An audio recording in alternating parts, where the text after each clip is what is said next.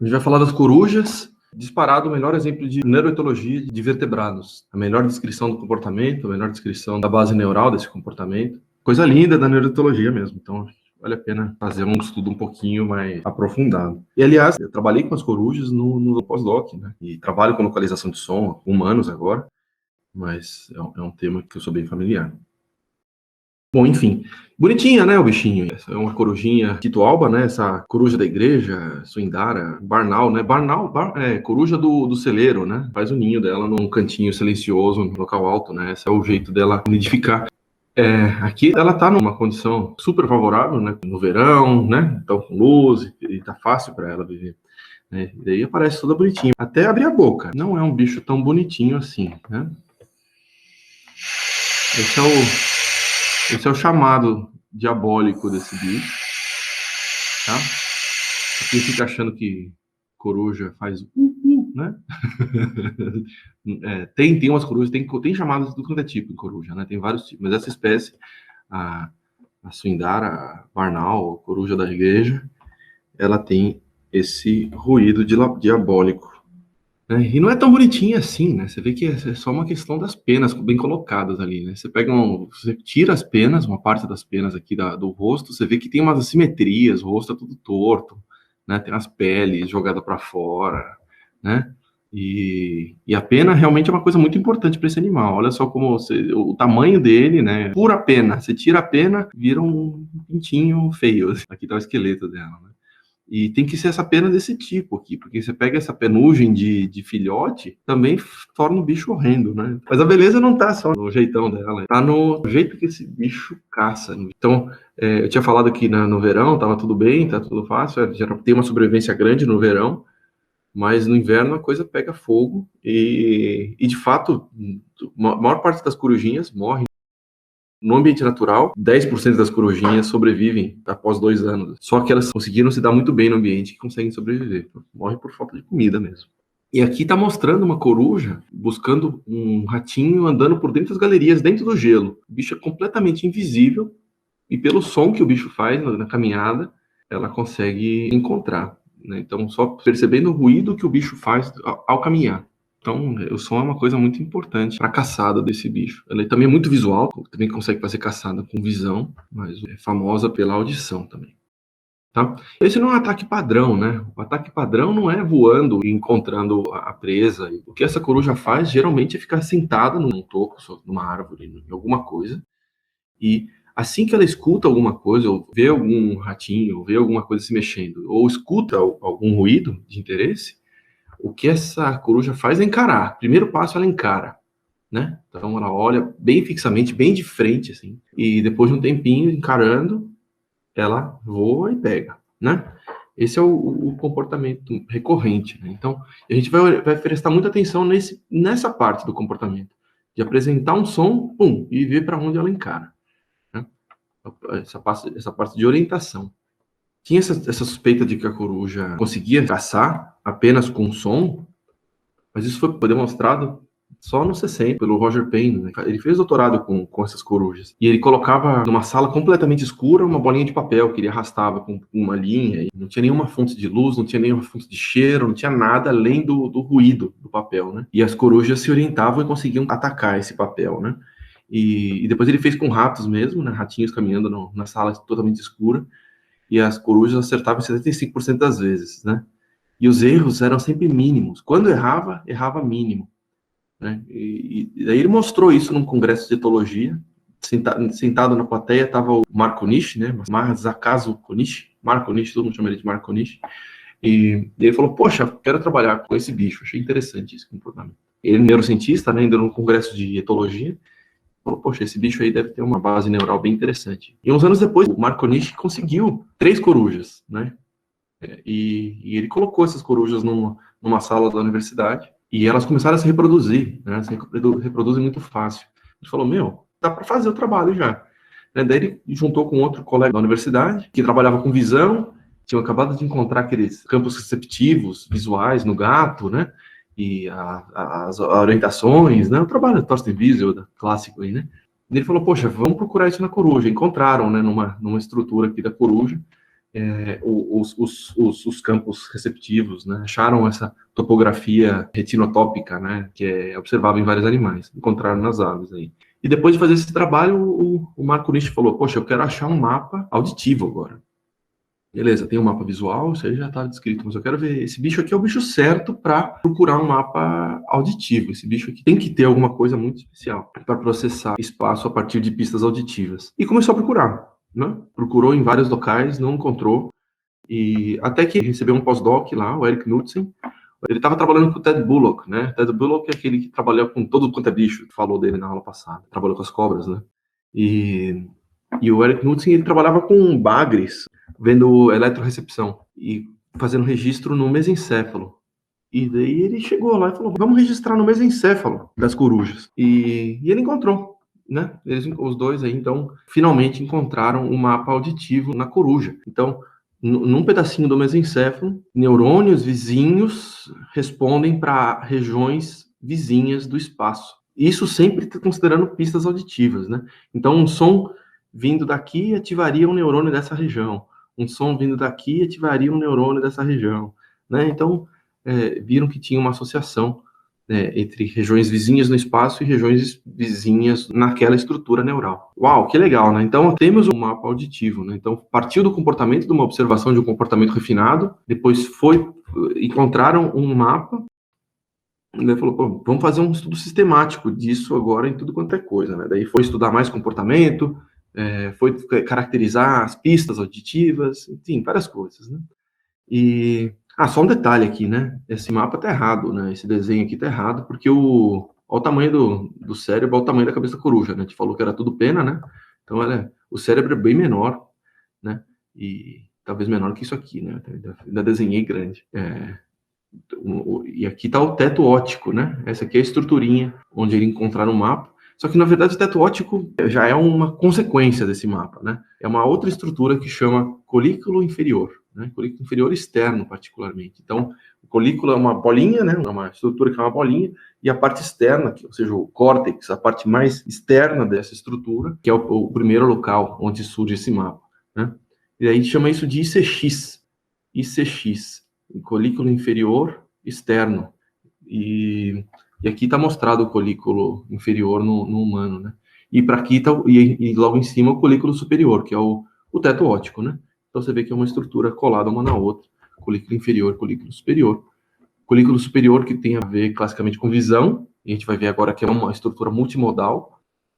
A gente já tinha visto isso nas cobras, né? Que era multimodal de temperatura e de visão. E aqui o colículo inferior das corujas, a gente vai ver que é visão e audição, né? Tem tato também. Mas, enfim, está aqui o colículo inferior, que é onde surge a primeira vez o mapa auditivo. Onde é computado, onde é criado um mapa auditivo, tá? Um mapa espacial dado por pistas auditivas. Tá? E como é que era esse mapa? Então, esse era o jeito que eles faziam esse registro, né? Eles faziam registros em regiões do espaço, eles conseguiam apresentar, colocar um falante em regiões variadas do espaço, ao mesmo tempo que registrava no colículo inferior externo, no ICX da coruja.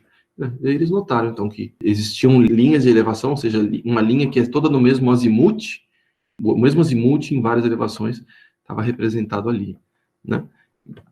Conseguia montar um mapinha com os vários azimutes aqui, né? O 25 contralateral, 20 contralateral, 15 contralateral, né? Até que para, né? Aqui para, o último é o C, mas ele vai para o outro lado também, né? Ele tem o zero, a estrutura dobra, né? Uma bolinha, a superfície dessa bolinha, então aqui só está mostrado por cima, então não dá para enxergar. Mas se você olha pelo outro lado, você vê também que tem um pedacinho do lado ipsilateral também, né? Então tem o lado contralateral e o lado ipsi. E as elevações também, né? Aqui, então, tá mostradas as elevações, né? 0, menos 20, então, olhando mais para baixo, né? Mas como raios se faz um mapa desse, né? Porque, como é que funciona? Como é que você faz um mapa desse a partir do som que chega no ouvido? Porque, para visão, para tato, é muito fácil, né? Você tem uma estrutura que se repete, que segue para o sistema nervoso. Então, aqui o gato cai num pedaço diferente da retina em relação ao pássaro, né? Mas quando você vai para a audição, você tem uma cóclea que responde para diferentes frequências. Como raios se consegue computar um mapa espacial a partir de frequências, né? Como raio se faz uma coisa como essa, né? E esse é o grande lance desse estudo, né? Então, de conseguir computar um espaço a partir de uma pista que não tem claramente o espaço colocado ali. Bom, detalhes. Primeiro, isso aqui é uma cóclea de humano, né? Bem enroladinha. A de coruja não é tão enrolada assim. Bem enroladinha e com as frequências dos humanos, né? A coruja, ela tem um range de frequências mais estreito. Então, vai de mais ou menos 200 Hz até 12.000 Hz. Isso aqui é a faixa de frequência da coruja. Aqui está a membrana basilar dela, né? Você vê que não faz esse espiral. E ela também tem uma fóvea auditiva, né? Já tinha visto os morcegos, né? Aqueles que faziam CF, né? Ou só faziam ecolocalização trabalhando com frequência constante. Eles tinham uma fóvea auditiva na cóclea, né? Então, uma faixinha de frequência que era muito grande, que tinha muitos neurônios respondendo para aquela faixa de frequência, né? Aqui, na coruja também é assim. Ela tem, mas é bem mais largo, né? Então, tem um pedacinho aqui para baixo dos 500 Hz, um pedacinho para cima dos 10 kHz, 10.000 Hz, mas quase toda a cóclea está entre 500 e 10.000 Hz. Então, essa é a faixa em que a coruja, de fato, responde e que é relevante para fazer localização de fonte sonora. É o ruidinho, né? O ruidinho do ratinho caminhando na grama, né? No folhiço ali. Né? Esse ruidinho cai sempre nessa faixa. E como raios isso aqui consegue ser computado, né? Então, não é que não existe pista nenhuma. Claro que tem que ter pista, tem que ter informação sobre o espaço já no som, né? Isso tem que existir lá, né? Então, a graça é a computação disso. O que tem lá é o quê? Um padrão de disparo, né, das hair cells, essa daqui, né, a célula celular interna, né? Então, o jeito que essa membrana vibra gera a movimentação dos cílios, e essa movimentação dos cílios vai gerar disparos, né? Então vai gerar mais disparos quando o volume for alto, mas vai ter também esse processo que chama phase locking, né? Que é a microestrutura do som, as contrações e rarefações do som geram disparos específicos numa fase da onda, né? Então imaginar que a gente tem um som filtrado na cóclea, que ele tem essa estrutura sinusoidal. E o disparo do neurônio se dá essencialmente numa fase aqui, né? Por exemplo, esse neurônio responde especificamente para essa caída do som aqui, né? Essa fase de 180 aqui. Quando tem a caída, é quando esse neurônio dispara. Tem ciclo que ele não dispara, mas quando você pega isso ao longo do tempo ali, então os vários disparos, em vários momentos, você vê que aquele neurônio dispara preferencialmente para os 180 graus, né? Tem uma variabilidade, claro, mas o disparo é preferencial numa fase. E daí é a partir dessa fase que dá para tirar informação de espaço, assim como da diferença de volume, tá? Então, as informações vêm, no fundo, dessa característica, né, da fase e do volume. O volume aqui, então, intensidade do som modulando a taxa de disparo. Então, mais disparos quando o volume é mais alto, só que os disparos sempre numa fase específica. E daí, então, da cóclea, esses neurônios sobem. Isso aqui é de mamífero, de novo, né? Estou colocando sempre o desenho de cóclea de mamífero, porque a gente está habituado com ele. Da cóclea segue para os núcleos cocleares, e depois para o colículo, e depois para o tálamo, córtex. Isso aqui é a estrutura geral, só para lembrar como é que é o sistema auditório no mamífero. Tá? Então, como que a gente faz para produzir esse mapa a partir dessas informações, né? Esse que é o tema da aula de hoje. Tá? Após ter encontrado esse mapa, né, então células vizinhas respondendo para espaços vizinhos, o Mark Onishi e o Eric Knudsen, eles seguiram para um estudo comportamental mais cuidadoso, né? Primeiro, eles montaram um sistema que eles podiam botar dentro de uma sala escura, né? Tinha um aro, né? Uma semicircunferência de metal em que um falante podia se mover para um lado e para o outro. E, ao mesmo tempo, tinha um motorzinho aqui que permitia mudar a elevação desse aro, né, a elevação desse semicírculo. Aí eles faziam registros por vídeo, usando luz infravermelha, claro, tudo escuro, né? Não pode ser visível para a coruja. Que mais? Eles tinham também um falantezinho, só para chamar atenção mais para frente, né? Então, um falante para zerar a posição da coruja, né? E eles também botavam um circuitinho elétrico que fazia mudanças no campo, e eles conseguiam olhar direitinho qual que era o ângulo da cabeça da coruja, né? Essa estrutura, esse aparato estava preso na cabeça dela e tinha essa gaiolinha em volta que permitia fazer o registro preciso das posições, tá? E aqui só um GIF aqui de como que era essa estrutura, como que era esse equipamento todo, né? E isso nos 70, né? Então, final dos 70. E Aí o que eles observaram, né? Eles viram que numa condição ótima, então quando o falante estava bem na frente da coruja, né? Tanto no azimuth quanto na elevação, né? Nessa posição, a tarefa era com vários graus, mas ali era a posição em que ela fazia o melhor, né? Com precisão, com desvio padrão ali de 1, 2 graus. Super bem. E para ficar claro o que é isso, então seria, aqui eu estou colocando 1 grau e pouquinho, né? Isso seria uma precisão do tamanho de um camundongo com uma distância de 5 metros, né? Uma precisão absurda. E tanto no azimuth quanto na elevação, né? Só para comparação, a gente tem uma resposta mais ou menos parecida em relação ao azimuth, mas a gente vai bem pior na elevação. Tá? Só para ter uma noção de quão bom é isso. Né? E eles começaram a fazer um experimento em que eles colocavam um plug na orelha da coruja. Né? Aqui tá a coruja, a orelha dela fica escondidinha aqui, e é gigante o canal auditivo dela.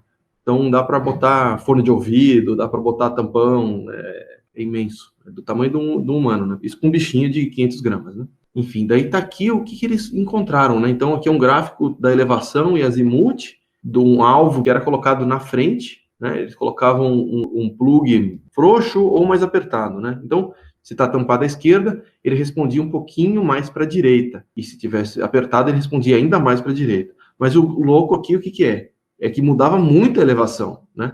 Faz sentido tampar a orelha esquerda e a coruja responder um pouquinho mais para a direita. Esse viés é esperado. Mas olha só isso daqui, ele quando tampava a orelha esquerda, ele respondia mais para cima. E quando tampava a orelha direita, respondia mais para baixo. Né? Então, tinha uma resposta que variava não só no azimuth, variava pouco no azimuth, na verdade, em relação à elevação. Variava mais na elevação do que no azimuth. E daí a gente tem que voltar para a anatomia da coruja, né? Você tira as peninhas e vê que tem aquelas assimetrias, né? Ela tem esses pedaços de pele solto por aqui, que é assimétrico. E isso faz com que o som que seja da frente, que vem de baixo, não chegue na mesma intensidade.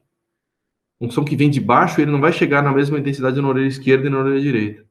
Né? Ele vai chegar variando dependendo do jeito que está orientado a orelha dela. Tá?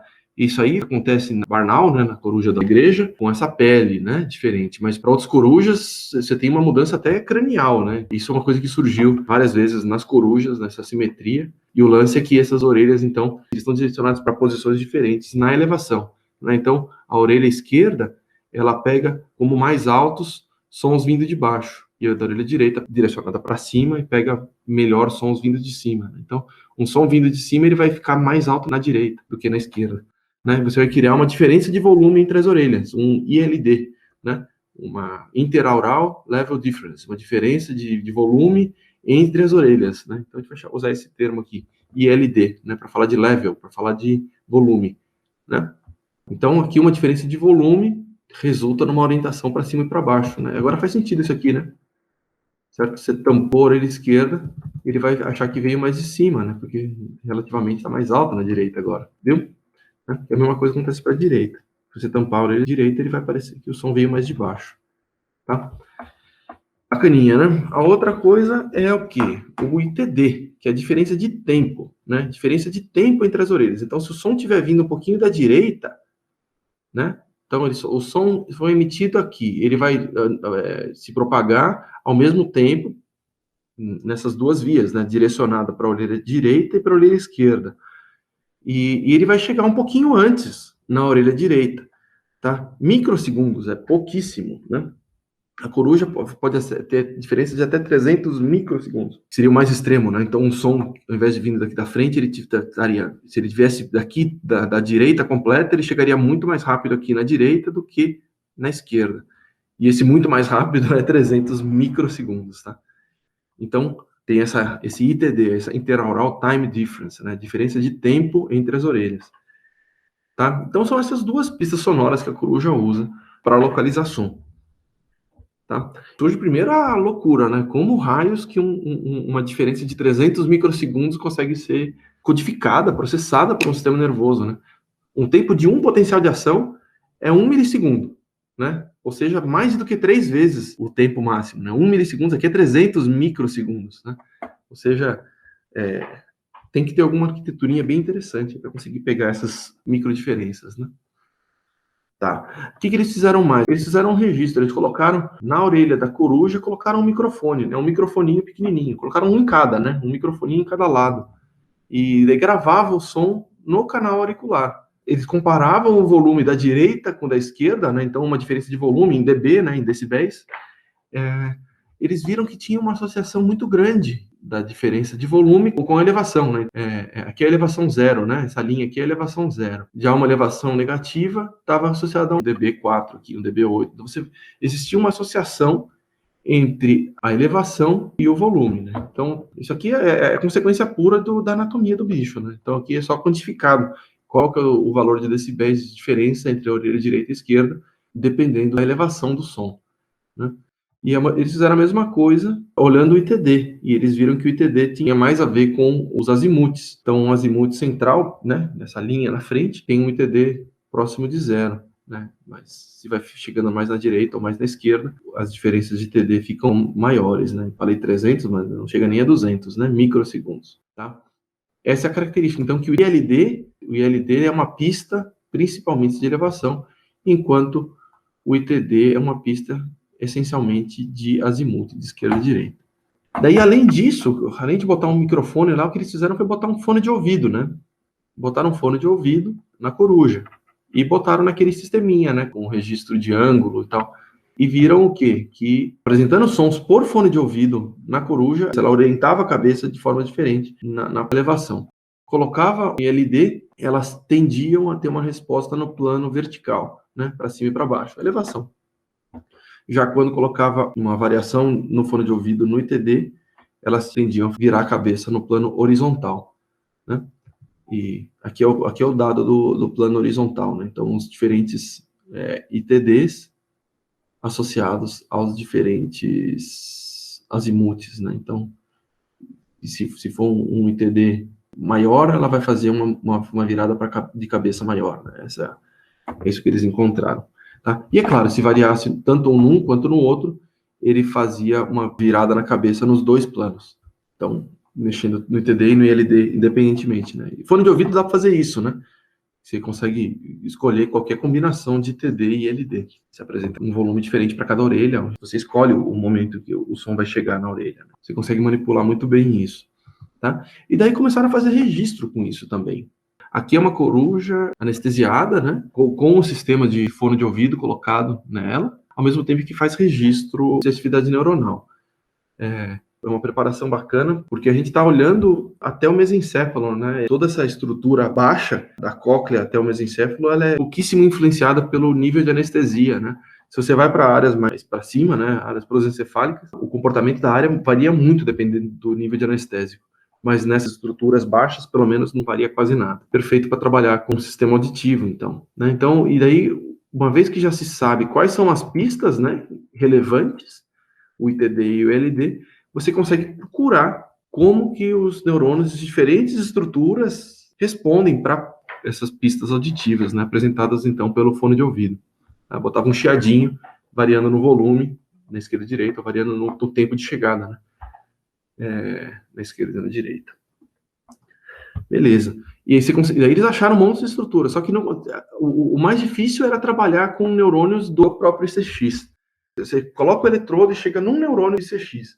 Aquele neurônio, ele trabalha com uma combinação de ITD e de ILD, né? De diferença de tempo e diferença de volume, né? Então, você não pode só colocar um ITD e deixar o ILD constante. Você tem que achar uma combinação desses dois estímulos, que é o que corresponde à posição do espaço, né? Aquela posição que tem aquele TD e aquele LD.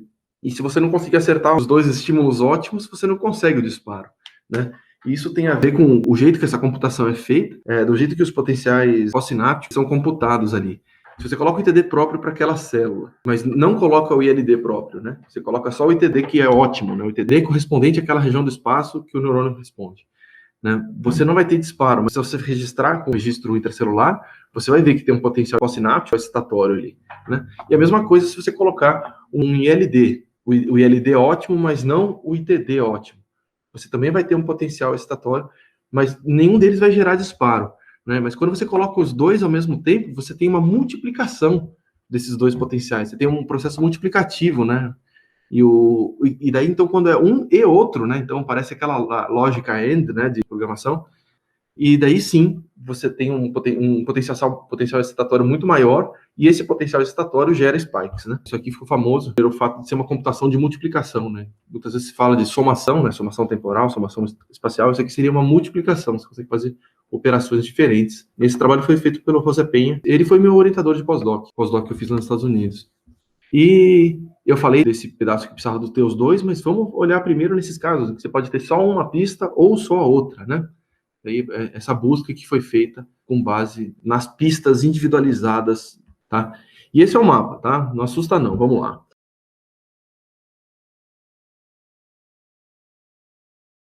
E esse é o mapa, tá? Não assusta não, vamos lá. Aqui o que tem é o... Esse aqui eu falei que era o caso mais bem conhecido de neurotologia, né? Então tem que ter um monte de estrutura para fazer toda essa computação, tá? E o que está colocado aqui? Chega o som tanto pela orelha direita quanto pela orelha esquerda, tá? E isso segue por nervo craniano, e daí tem duas vias, uma via amarelinha, que é uma via de ITD, e a via azulzinha, que é a via de ILD, tá? E depois essas duas vias se juntam no colículo inferior, onde surge pela primeira vez o mapa espacial, com base em pista auditiva, tá? E depois isso segue, vai para o teto óptico e tal. E então a gente vai olhar esse mapa aqui, né? Então, do som até chegar ao mapa espacial. Mas a gente vai focar primeiro nessa via aqui, só do ILD, tá?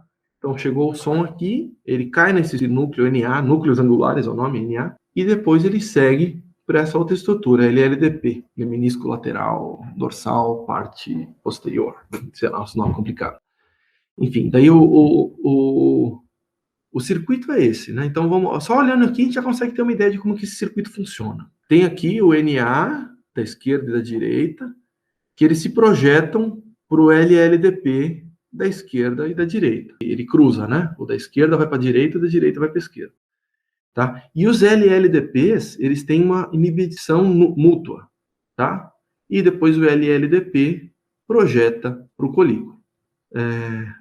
Vamos olhar aqui o que acontece. Vamos supor que o som chegue alto na esquerda.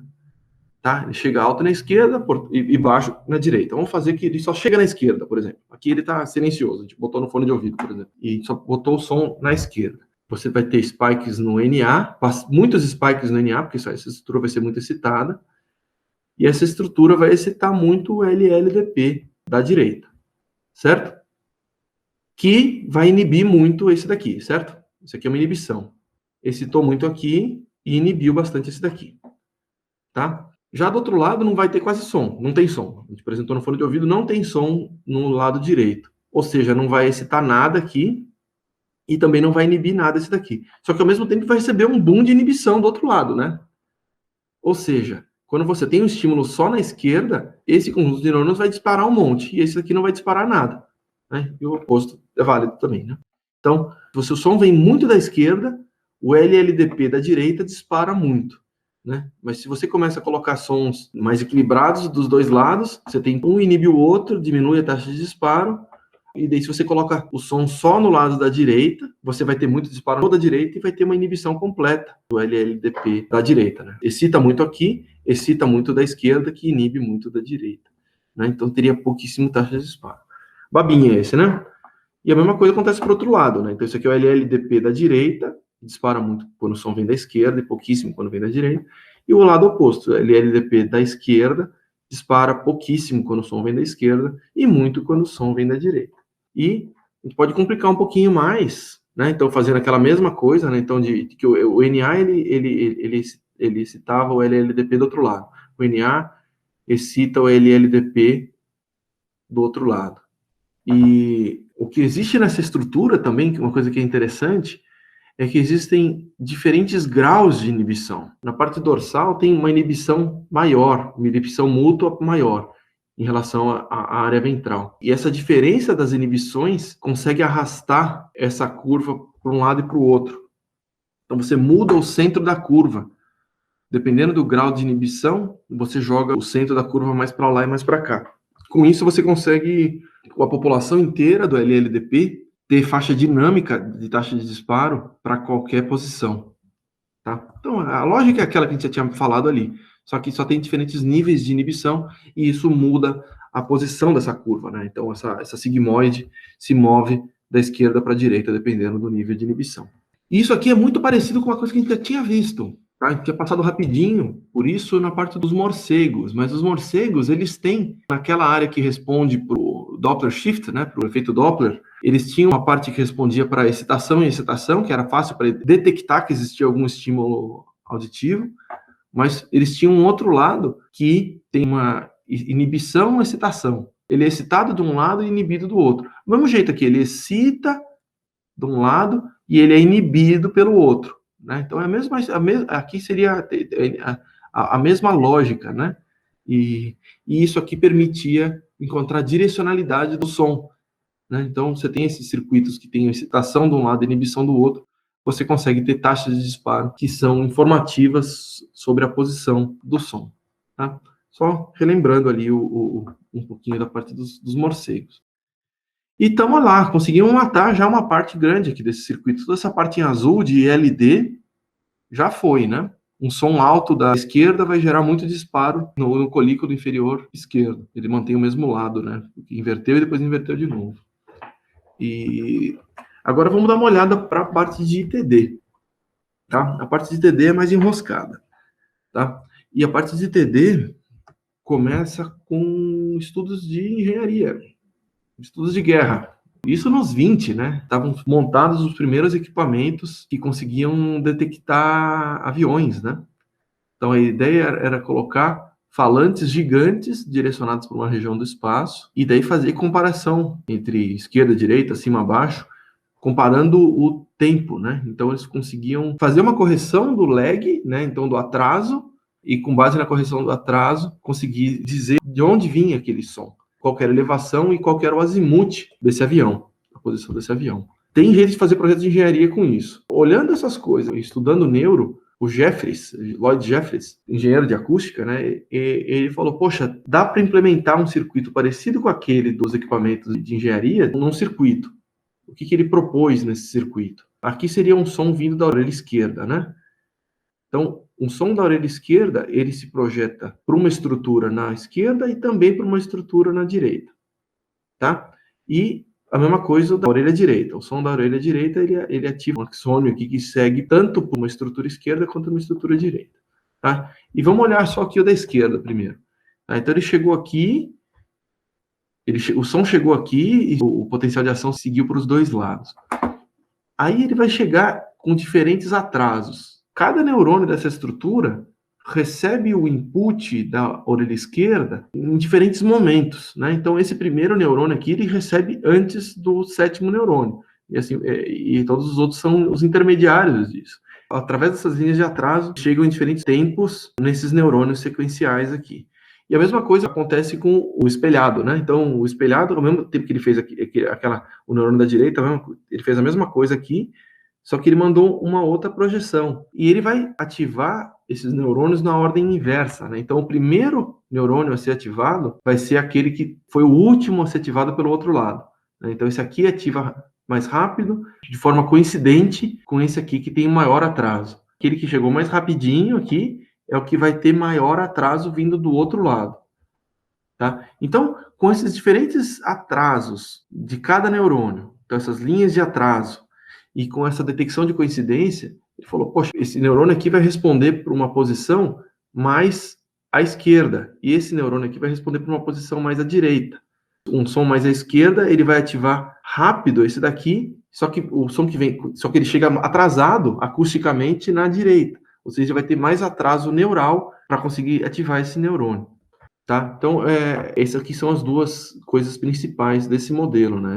Esse atraso neural, né? Essas linhas de atraso e essas detecções de coincidência, tá? E isso é muito parecido com o que acontece no morcego também, naquela estrutura FM-FM, em que tinha uma detecção de coincidência também associada aos atrasos, né? E tem um atraso entre o pulso e o eco, e dependendo do grau de atraso, você ativa diferentes estruturas. É uma coisa parecida com esse modelo do Jeffries. Essa aqui é a proposta de computação de TD, tá? Um esquema diferente, né? A orelha esquerda, a orelha direita, as duas ativando o núcleo coclear, né? Então, quando você tem atrasos acústicos iguais, o som está na frente, ele vai chegar ao mesmo tempo na orelha direita e na esquerda. Quando você tem atrasos acústicos iguais, você vai ter atrasos neurais iguais também. E daí aqui perceberia a coincidência entre esses dois inputs, né? Já se o som está mais para a direita, ele vai ter um atraso acústico grande para a esquerda. E esse atraso acústico grande para a esquerda vai estar associado a um atraso neural pequeno. Vai ativar uma célula com atraso neural pequeno. Já esse daqui, essa orelha direita, teria um atraso acústico pequeno e isso seria compensado por um atraso neural grande, né? E teria uma outra célula que detectaria a coincidência, né? Bem bonitinho esse modelinho, né? É bem a lógica que tinha lá naquele projeto de engenharia inicial, né? Então, um equipamento que corrige atrasos do som. E daí tem essa proposta do circuito, foi feito nos 40, né, 48, e nos 90, a Catherine Carr, aluna do Konishi, colega de laboratório do José Penha, né, tudo do mesmo grupo, né, do Marco Konishi, né, que começou com as corujas, né. O que a Catherine Carr ela fez? Ela encontrou, numa estrutura da coruja, no núcleo laminares, ela encontrou esses detectores de coincidência associados às linhas de atraso, né. O núcleo laminares, ele recebe input de um outro núcleo, que é o núcleo magnocelulares, né. E esse núcleo magnocelulares, aqui está o soma, e aqui estão as linhas de atraso, mandam o potencial de ação para o núcleo laminares. Ao mesmo tempo que ele manda para esse lado, ele manda para o outro. A mesma célula manda inputs para os dois lados. E se eu pegar um neurônio que está aqui, os potenciais de ação que ele manda para esse lado, eles vão cair na mesma estrutura do núcleo laminares, mas pelo outro lado, né?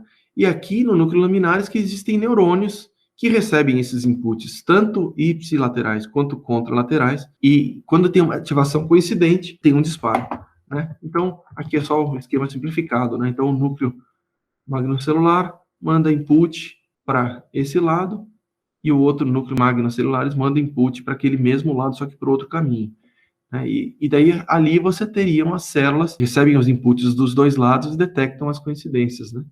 Então, aqui os delays são computados dependendo da posição, na grossura dessa estrutura, né? Se está mais perto desse lado, vai ser um delay curto, e aqui seria o delay mais longo, né? Tá, mas a lógica é essencialmente essa daqui, né? Que o mesmo neurônio com os diferentes atrasos. Então, eles conseguiram encontrar na coruja o modelo do Jeffreys, tá? Muito bonitinho. Então, tem ali um sistema para detectar delays no núcleo laminares da coruja. E esse neurônio dispara quando existe ativação coincidente, tá? Então, se você colocar um eletrodo registrando as atividades dessa célula, você consegue ver disparos dependendo do ITD que você coloca. Mas olha só que loucura que é esse disparo. Você tem taxa de disparo alta para diferentes ITDs e isso se dá de forma cíclica. Isso aqui, primeiro, é uma resposta para uma frequência. Esse neurônio, ele responde para cada neurônio aqui responde por uma faixa de frequência específica. Agora, se você pega um seno com uma frequência específica, você começa a shiftar ele para um lado ou para o outro, o que vai acontecer? Você vai ter os picos. Você tem um seno aqui, você tem um outro seno aqui, né? Vindo desse lado. E se você anda, de repente você encontra os picos encontram os picos de novo. Você anda, os picos encontram os picos de novo. Ou seja, você tem uma ambiguidade nessa informação, dependendo do atraso, né? Você tem porque, na verdade, o que esses neurônios fazem, como a gente já tinha visto lá, eles respondem por uma fase específica, certo? Os neurônios lá da cóclea disparam por uma fase específica. O neurônio não tem como saber se é um ciclo seguinte ou ciclo passado, ou seja, um som que vem da frente, ele teria o mesmo ITD de um som que vem mais da direita, ou um som mais da esquerda, porque você pode variar essas fases e ter coincidências, porque ele não dispara para o tempo, ele dispara para a fase, né? É a mesma coisa, mas como é cíclico, né, você pode gerar essas ambiguidades, né? E isso faz gerar, então, nessa estrutura que é detector de coincidência, padrões de disparo que seguem essa estrutura cíclica, tá? Então, eles disparam da mesma forma. Então, aqui ele disparou da mesma forma para 60 microsegundos e para menos 100 microsegundos, né? Então, o neurônio disparando da mesma forma para os dois lados. Você fala, poxa, aonde que está esse som mesmo, né? E como é que consegue ser resolvido isso? Porque o que a gente vê no neurônio do núcleo laminares é esse comportamento cíclico. Mas quando você olha lá no colículo inferior, que é onde tem o mapa, você vê que tem um lugar que dispara mais. Ele tem uma estrutura cíclica também, mas tem um lugar que dispara muito mais do que os outros. Como o raios vai de um lado para o outro? Como que a partir de uma atividade no neurônio do laminares, que é dessa forma, você chega numa atividade do colículo inferior, que tem uma seletividade de fato para um ITD. Aí a proposta é a seguinte, é que a gente está falando de um neurônio do núcleo laminares. Cada neuroninho responde por uma frequência. E se você pega várias frequências ao mesmo tempo, então o neurônio que responde para a frequência 1, o neurônio que responde para a frequência 2, todos eles com esse padrão oscilatório. Mas cada um deles tem um padrão oscilatório diferente. Né, o comprimento de onda de cada frequência é diferente. Quando você coloca várias frequências ao mesmo tempo e depois você soma ou faz uma média ao longo das frequências, você gera um padrão que tem uma seletividade ótima, né? Então, apesar de ter essas oscilações todas aqui, dos vários componentes de frequência que fazem parte dessa média, a partir da média mesmo, você consegue chegar numa taxa de disparo ótima, tá? E a ideia aqui, o que é, então? É que você, a partir das diferentes faixas de frequência do núcleo laminares, você conseguiria gerar uma seletividade no colículo, tá? Porque você está somando essas várias... você está somando os vários componentes de cada frequência. Então, você tem essas seletividades cíclicas, tá? Isso aqui acontece no núcleo laminares, mas isso segue depois pro colículo, numa parte mais de baixo, você vê que existem esses ciclos, tá? Mas quando você junta todos esses ciclos, faz uma média das várias frequências, você chega numa seletividade para um ITD específico, né? E não para os vários componentes de frequência, tá? E isso aqui você consegue quando você tem um som de várias frequências, né? Se você tem um som de várias frequências, um chiado que tem várias frequências, você tem uma seletividade. Mas se você colocar um tom, né? Que daí naturalmente ele é cíclico, ele é ambíguo, você não teria essa resposta. Mas você consegue gerar seletividade somando os vários componentes de frequência, tá? E agora a gente terminou a parte de ITD. Tá? A gente já passou a parte mais cascuda da aula. Então, a parte azulzinha aqui era a parte de ILD, que tinha inibição mútua, né? Então você conseguia excitação de um lado e inibição do outro, permitindo computar ILD, e isso chega lá no colículo. E tem essa outra via paralela, em que é processado ITD. No núcleo laminares, né? Então pegando coincidência do input que chega do lado ipsilateral e do lado contralateral, corrigindo o delay acústico pelo delay neural, gerando disparos que seguem para o colículo. Tá? Então, esses são os dois caminhos, o caminho de ILD e o caminho de ITD. Passamos pelos dois. Bem bonitinho, né? Até que a gente chega no colículo, certo? E no colículo primeiro, tem esse padrão, que nem o do núcleo laminares, que é um padrão de disparo cíclico, né? Mas a ideia é conseguir construir um mapa, né? Então, a partir desse padrão disparando para cada período do som, como que você gera um mapa que é para o ITD e também para o LD. Tá? Esse pedaço aqui é uma zona. Esse aqui é o pedaço dos pedaços mais complicados, que não tem uma evidência de registro bem dada. O que se tem são modelos que funcionam muito bem, modelo neural que funciona muito bem, conseguem descrever como que, a partir dessas estruturas mais centrais do colículo, você consegue gerar um mapa na superfície do colículo. Né? Mas isso aqui ainda não tem um registro refinado, mostrando que os princípios desse modelo neural estão funcionando bem, mas já funciona em teoria, né? Isso porque a topografia é complicada nessa parte de baixo do colículo, e é mais ou menos assim essa topografia esperada pelo modelo. Aqui está a parte de baixo do colículo, e aqui está a parte externa do colículo. A parte externa do colículo a gente sabe que ele responde para azimuth e responde para elevação, tá? A parte de baixo do colículo inferior, ela tem uma estrutura mais ou menos específica para ITD, mas os ILDs são todos misturados. Eu falei que era uma bagunça, né? Dependendo de como que é o ITD, você tem uma projeção para uma mesma linha, permitindo, então, codificar aqueles azimuths correspondentes àquela linha, ao passo que, dependendo do ILD, se o ILD é igual da esquerda para a direita, ou se ele é maior na esquerda ou maior na direita, ele se projeta para regiões específicas desse mapa. Então, você consegue, então, a partir desse mapa mais desorganizado, construir um mapa mais organizado, a partir do padrão de conexões, tá? E você, então, gera esse mapa no colículo inferior, parte externa, e, bem, chegamos no mapa que tinha sido mostrado no início. Esse é um trabalho que surgiu do comportamento do animal vendo que o animal conseguia fazer a caça sem nenhuma pista visual, só com pista auditiva.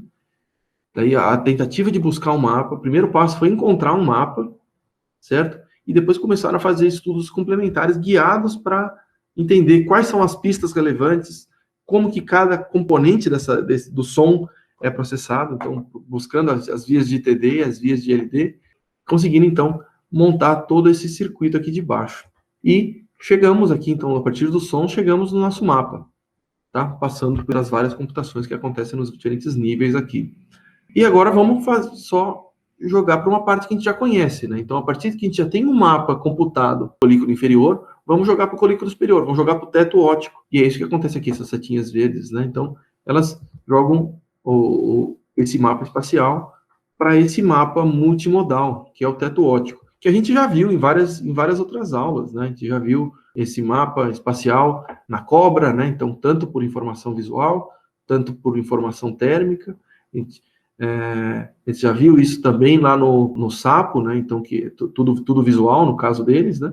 E a gente via também que se você fizesse uma estimulação naquela estrutura, ele fazia o comportamento de orientação para aquele lado, né? Isso porque no teto óptico existem os neurônios de comando que projetam para o rabencéfalo, né? Permitindo guiar o comportamento motor, né?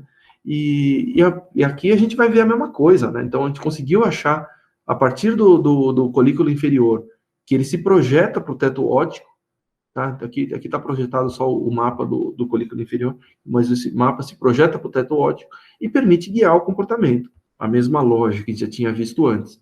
Só que isso aqui também está bem descrito. Esse aqui é um trabalho de uma doutoranda, lá, que era do laboratório do Rosa Penha, que Fanny, fez os registros tanto no colículo, quanto no teto óptico, quanto nessa estrutura da ponte, que é o MTAG, né? É o tegmento medial. Essa estrutura, ela é bem interessante, porque se você, ela tem isso em mamífero e tem em coruja, né? No mamífero, se você ativa o MTAG, você gera respostas de orientação do olho. A coruja, ela não tem o olho redondinho, ela tem um olho mais tubular, né? Então nem dá para fazer movimento ocular. Então o que ela faz, pela ativação dos mesmos neurônios, né? Ela faz uma orientação de cabeça. É mais fácil de observar o comportamento, né? E ela fazendo esses registros aqui com base anatômica, né? E tentando entender a fisiologia deles, eles construíram um modelo tentando gerar o padrão de disparo no MTAG, que é o que comanda as viradas de cabeça. Aqui está o mapa no colículo, cada célula tem um tuning curve diferente, e esse padrão de disparo é passado para o teto óptico, projeção 1 para 1 ali, então o mesmo mapa que existia no colículo, ele segue para o teto óptico, e depois esse mapa ele é integrado, gerando o padrão de disparo no MTAG, de virar a cabeça mais ou menos, né? E que manda o comando para os neurônios da medula. E daí o que eles fizeram foi uma proposta de como fazer esse pedaço aqui, né? Como sair do teto óptico e chegar no MTAG, dessas respostas que são num mapa, conseguir chegar no padrão de disparo do MTAG, que é uma variação de taxa, né? Se você faz uma estimulação no MTAG curta, o que você faz é uma sacada ocular curta. Se você faz uma ativação elétrica mais longa, você faz uma sacada mais longa. Quanto mais tempo você segura esse interruptor, mais vira o olho, mais sacada acontece. A coruja, mais virada de cabeça acontece, né? E deles eles propuseram um modelo que tem a ver com as taxas de disparo e a conectividade, conseguindo partir desse mapa que estava no colículo, que foi jogado para o teto óptico, fazer um padrão de disparo correspondente à virada de cabeça, tá? Ou seja, aqui a gente conseguiu, olhando esse trabalho, a gente mata todo o caminho, né? Desde o som até a construção do mapa, até cair numa área multimodal, até controlar os neurônios que fazem orientação, né? Por isso que eu falei que era um exemplo mais completo da neuroetologia, que você chega do som até a virada de cabeça. Sensacional, né? Eu acho sensacional. E a gente fechou esse pedaço aqui, conseguiu passar por tudo. Agora só tem mais uma coisinha que eu queria falar para vocês, outro exemplo mais levezinho, mais divertido, que é a influência dos outros inputs no colículo, tá? E eu tinha falado aqui que a coruja seguia muito por visão, assim como seguia por som, ela seguia por estímulo visual, tá? E ela faz a caçada tanto por som quanto por estímulo visual. E aqui é o circuito, né?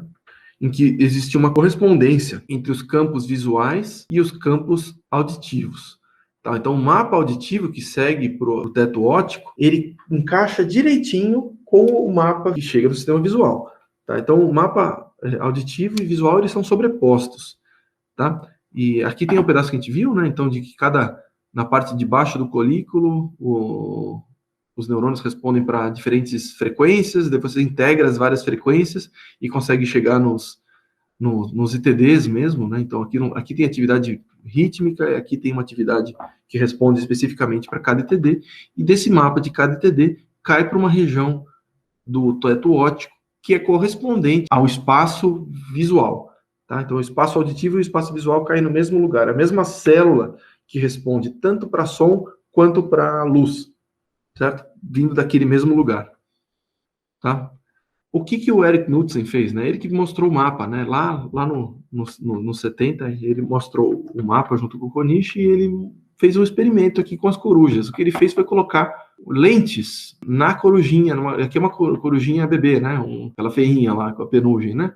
E o que ele fazia era colocar lentes que deslocavam o campo visual, né? Ou seja, um estímulo, uma fonte sonora, fonte visual que estava colocada na frente, ela vai continuar ainda mandando o som como se estivesse vindo da frente, mas a posição aparente visual dela vai estar deslocada, tá? Então, essa lente fazia exatamente isso, de deslocar a visão. A coruja fica num conflito, né? Que cada estímulo está vindo de um local. Aquele pedaço do teto óptico que respondia para a visão e para a audição teve essa relação quebrada. A visão foi para um outro lado, ou seja, uma outra célula está respondendo para aquele campo visual. E aí, como é que a corujinha lida com isso? O que ela faz, por aprendizagem, é migrar esse campo auditivo para o campo alterado da visão. Ou seja, antes da lente, você tinha um campo auditivo aqui, mas quando você coloca a lente e o bicho experiencia aquele ambiente alterado, o mapa auditivo vai para o outro lado. Tá? Ou seja, a visão calibra a localização de som nas corujas. A partir do estímulo visual não correspondente, toda a parte de circuitaria auditiva é alterada, né, no colículo, né? Então, altera, isso foi descrito no colículo. Então, daquele mapa que era todo coincidente, bonitinho, antes de fazer essa brincadeira aqui, né, você tinha todas as posições respondendo para a visão e para a audição, mas quando você quebra essa relação, botando, aqui era 0, 20 e 40 graus, aqui virou 40, 20 e 60 graus. Quebrou. Quando quebrou essa relação, o que acontece é que as projeções que eram da parte central do colículo, que eles iam todos para uma célula que respondia aquele TD, aquelas conexões são enfraquecidas e novas conexões são formadas para o local correspondente, tá? Então, o que era essa seta aqui, aquela conectividade daquele mapa complicado, né? Esse aqui. Né? Então, essa conectividade desse mapa complicado, ela é alterada, ela é flexível, ela é moldável por aprendizagem. E, resultado, se consegue calibrar a audição espacial para aquele novo mapa visual. Né? Então, a visão calibra a localização sonora. Lindo, né? Lindo. Tá aqui, então. Matamos mais uma aula com as corujas, vendo sobre localização sonora, como que são as pistas, como que isso é computado, como que isso guia o comportamento, como que isso pode ser alterado por aprendizagem. Esse exemplo é lindo. Isso aqui é neurologia na veia.